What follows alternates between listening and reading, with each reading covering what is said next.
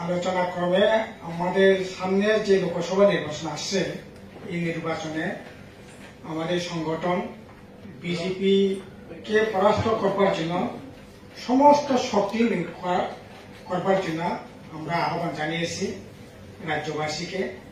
BJP বিরোধী vote যাতে আমরা সংহত করতে পারি এবং বিজেপিকে পরাস্ত করবার জন্য যাতে আমরা সকল শক্তি নিয়ে যাতে চাপিয়ে পড়তে পারি।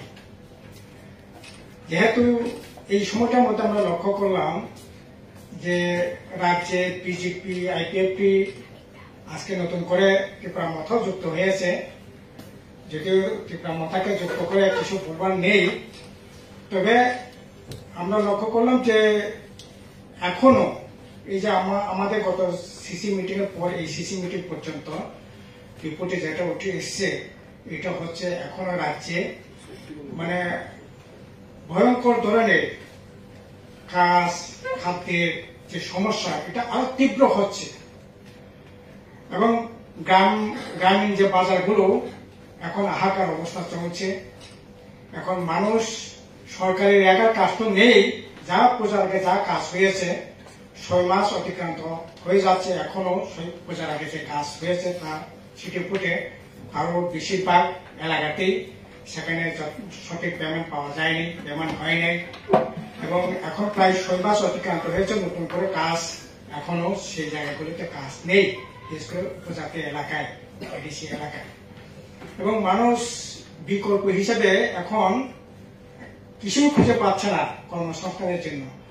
আপনার পরিত্যক্ত রাস্তার ইট তুলে, সরাল থেকে পাথর তুলে ভেঙে বিক্রি করে কোন জায়গায় জীবিকা নির্বাহ করতে হচ্ছে। জুনিয়ারা বিশেষ করে অর্জুন ফুল একটা সময়ে সাংঘাতিক চাহিদা ছিল, কেজিতে 30 থেকে 40 টাকা বিক্রি হতো, এখন 8 থেকে 10 টাকাতেও সেখানে বিক্রি করা যাচ্ছে না। একটা মানে ভয়ঙ্কর একটা অবস্থা, মানে হাহাকার অবস্থা চলছে। কাজে এটা এইরকম ভাবে তো চলতে পারে না।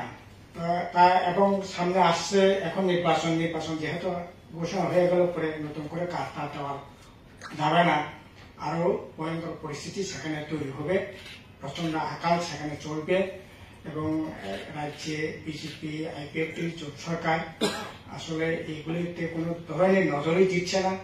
এখন আমরা লক্ষ্য করলাম সেখানে এগুলি লক্ষ্য না রেখে ইলেকশনটাকে সামনে রেখে কিভাবে বিভাজন তৈরি করা যায় এই জায়গাটার উপরে জোর দেওয়ার চেষ্টা করছে।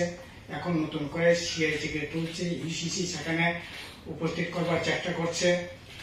আপনার কি বলবো, যে ফরেস্ট কনজারভেশন অ্যাক্ট যেটা পাট্টার অধিকার পেয়েছিল এগুলি কেড়ে নেওয়ার চেষ্টা হচ্ছে। এখন এই করে আসলে নতুন করে মেরুকরণ তৈরি করে বিভাজনের রাজনীতি করবার সেখানে চেষ্টা হচ্ছে। এছাড়া আমরা যেখানে আলোচনা করেছি, আলোচনা যেটা হয়েছে এই যে দুম্বুর যে বান, এটা 71-72 সালে দুম্বুর বান হয়েছে। এই নিজেরা সম্পদ তৈরি করা তো দূরের কথা, যা সম্পদ অনেক প্রচেষ্টার পর রাজ্যের সম্পদ তৈরি হয়েছে, এই সম্পদটাকে পর্যন্ত এখন টাকাওয়ালাদের হাতে, ব্যবসায়ী প্রতিষ্ঠানের হাতে তুলে দেওয়ার জন্য সেখানে অতিক্রম করছে। আমরা এই ঘটনার তীব্র নিন্দা জানাই এবং কোনো মতেই এই দুম্বুর বানকে সেখানে ব্যবসায়ী প্রতিষ্ঠানের কাছে তুলে দেওয়ার কোন রকম আমরা সম্পূর্ণ বিরোধিতা করছি। সেখানে শুধু দুম্বুর বান নয়, এই যে কুমলঙ্গে আপনার লকহাট কুমলং পার্ক, আপনারা সকলেই জানেন এই পার্ক আমাদের রাজ্যে একটা বিশেষ এই যে ট্যুরিজমের জন্য একটা বিশেষ জায়গা দখল করে আছে, বামফ্রন্ট আমলেই সেটা হয়েছিল। সেখানে লকহাট হয়েছে, এই লকহাটটা পর্যন্ত এখন গুজরাটে একটা কোম্পানির হাতে তুলে দেওয়ার ব্যবস্থা সেখানে হচ্ছে। আপনারা জানেন জম্পু হিলে সেখানে অনেক ট্যুরিজমরা যায়, সেখানে এটিসি থেকে একটা ডাক বাংলা করে তোলা হয়েছিল, রাজ্য সরকার থেকে আগেই ছিল। এখন সেখানে জায়গার সংকলন হয় না, তার জন্য আমরা এডিসি থেকে একটা ডাক বাংলা সেখানে গড়ে তোলা হয়েছিল। এই ডাক বাংলাটা পর্যন্ত এখন একটা ব্যবসায়িক প্রতিষ্ঠানের হাতে তুলে দেওয়ার ব্যবস্থা করা হচ্ছে।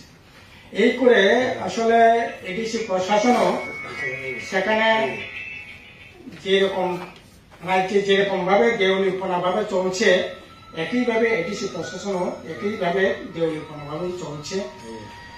কাজে এইরকম অবস্থার মধ্যে নতুন করে এখন মানুষকে বিভ্রান্তি তৈরি করবার জন্যই এই যে আপনারা দেখছেন যে অন্বেষণ ধর্মঘটের নামে নাটক সেখানে কিভাবে সংগঠিত করবার চেষ্টা হয়েছে, আপনার এগ্রিমেন্টের নামে মানুষকে সেখানে আবার বিভ্রান্তি করে সেখানে আবার তাদের যে 2017-18-তে যে নাটক মঞ্চস্থ হয়েছিল একই নাটক সেখানে মঞ্চস্থ করবার চেষ্টা হয়েছে।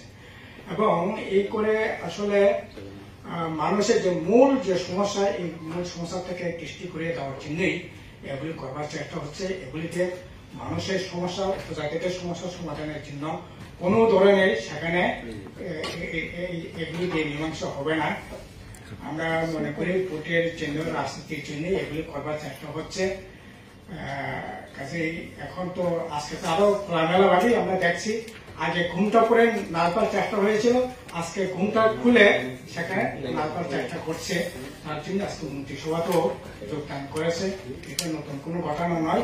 এই আমরা শুরুতেই বলছিলাম যে 2023-এর নির্বাচন থেকে উপনির্বাচন, স্পিকার নির্বাচন সবটাতেই সেখানে বিজেপিকে কিভাবে সেখানে আড়াল করা যায়, রক্ষা করা যায়, এই প্রচারটাই ছিল। এখন আজকে এটা আরো জনগণের কাছে খোলামেলা তার যে এটা উন্মোচিত হচ্ছে। এই